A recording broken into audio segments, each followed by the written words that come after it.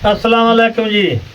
ਅੱਜ ਅਸੀਂ ਇੱਕ ਪਿੰਡ ਦੇ ਡੇਰੇ ਤੇ ਆਏ ਸੀਗੇ ਤੇ ਉੱਥੇ ਬਾਈ ਆਣ ਕੇ ਨਾ ਪਾਣੀ ਮੰਗਿਆ ਤੇ ਬੰਦੇ ਨੇ ਨਾ ਐਸ ਘੜੇ ਦੇ ਵਿੱਚੋਂ ਪਾਣੀ ਪਾ ਕੇ ਦਿੱਤਾ। ਤੁਸੀਂ ਯਕੀਨ ਕਰਿਓ ਵੀ ਪਾਣੀ ਪੀਤਾ ਨਾ ਤੇ ਰੂਹ ਰਾਜੀ ਹੋ ਗਈ।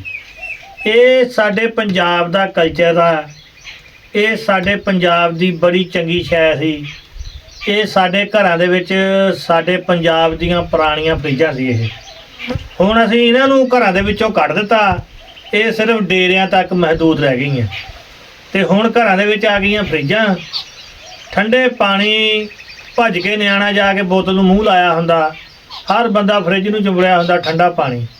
ਤੁਸੀਂ ਯਕੀਨ ਕਰੋ ਜਿੰਨਾ ਚਿਰ ਲੋਕ ਇਹਨਾਂ ਦੇ ਵਿੱਚੋਂ ਪਾਣੀ ਪੀਂਦੇ ਰਹੇ ਆ ਨਾ, ਸਾਰੀ ਦਿਹਾੜੀ ਬੰਦੇ ਨੂੰ ਪਿਆਸ ਨਹੀਂ ਲੱਗਦੀ ਹੁੰਦੀ। ਘੜੇ ਦਾ ਇੱਕ ਵਾਰੀ ਪਾਣੀ ਪੀ ਲੈਣਾ ਨਾ ਰੱਜ ਕੇ ਤੇ ਮੁੜ ਕੇ ਪਿਆਸ ਨਹੀਂ ਲੱਗਦੀ ਹੁੰਦੀ। ਤੇ ਹੁਣ ਮਿੰਟ ਬਾਅਦ ਪਾਣੀ ਪੀਂਦੇ, ਠੰਡੇ ਪਾਣੀ ਨਿਰੀ ਬਿਮਾਰੀ। ਆਹ ਜਿਹੜੇ ਰਿਵਾਜ ਆ ਇਹਨਾਂ ਨੂੰ ਆਪਾਂ ਹੁਣ ਵੀ ਅਪਣਾ ਲਈਏ ਨਾ ਤੇ ਇਨਸ਼ਾਅੱਲਾ ਅੱਲਾ ਦੇ ਫਜ਼ਲ ਦੇ ਨਾਲ ਬੰਦੇ ਸਿਹਤਮੰਦ ਵੀ ਹੋਣਗੇ, ਤੰਦਰੁਸਤ ਵੀ ਹੋਣਗੇ। ਤੇ ਆ ਜਿਹੜੀ ਆ ਨਾ ਘੜੀ ਕੁ ਪਿੱਛੋਂ ਫਲਾਣੇ ਨੂੰ ਆਹ ਬਿਮਾਰੀ, ਫਲਾਣੇ ਨੂੰ ਆਹ ਬਿਮਾਰੀ, ਇਹ ਅਸੀਂ ਇਹਨਾਂ ਚੀਜ਼ਾਂ ਨੂੰ ਛੱਡੀ ਜਾਂਦੇ ਆ ਤਾਂ ਬਿਮਾਰੀਆਂ ਵਧੀ ਜਾਂਦੀਆਂ। ਪਲਾਸਟਿਕ ਦੇ ਕੂਲਰ ਦੇ ਵਿੱਚ 10 ਮਿੰਟ ਪਾਣੀ ਤੱਤਾ ਹੋ ਜਾਏ ਨਾ ਤੇ ਉਹਦਾ ਕਦੇ ਘੁੱਟ ਭਰ ਕੇ ਦੇਖਿਓ, ਪਾਣੀ ਦਾ ਮਹਿਕ ਨਹੀਂ ਆਉਂਦਾ ਹੁੰਦਾ, ਪਲਾਸਟਿਕ ਦਾ ਹੁੰਦਾ। ਇਸ ਕਰਕੇ ਆ ਜਿਹੜੇ ਘੜੇ ਆ ਨਾ ਇਹਨਾਂ ਨੂੰ ਅਪਣਾਓ। ਇਹਨਾਂ ਦਾ ਸਾਡੇ ਪੰਜਾਬ ਦੇ ਵਿੱਚ ਬੜਾ ਕਿਰਦਾਰ ਆ। ਸਾਡੇ ਜਿਹੜੇ ਵੱਡੇ ਸੀਗੇ ਉਹਨਾਂ ਦੇ ਸਾਰੇ ਭਾਂਡੇ ਕੱਚੇ ਹੁੰਦੇ ਸੀ, ਘੜੇ ਵੀ ਉਹਨਾਂ ਕੋਲ ਕੱਚੇ, ਕੌਲੀਆਂ ਜਿਹੜੀਆਂ ਸੀ ਉਹ ਵੀ ਕੱਚੀਆਂ ਹੁੰਦੀਆਂ ਸੀਗੀਆਂ, ਠੂਠੇ ਹੁੰਦੇ ਸੀ, ਛੰਨੇ ਕੱਚੇ ਹੁੰਦੇ ਸੀਗੇ, ਬੜੇ ਪਿਆਲੇ ਹੁੰਦੇ ਸੀ ਦੁੱਧ ਪੀਣੇ ਵਾਲੇ ਕੱਚੇ ਰੱਖੇ ਹੋਏ।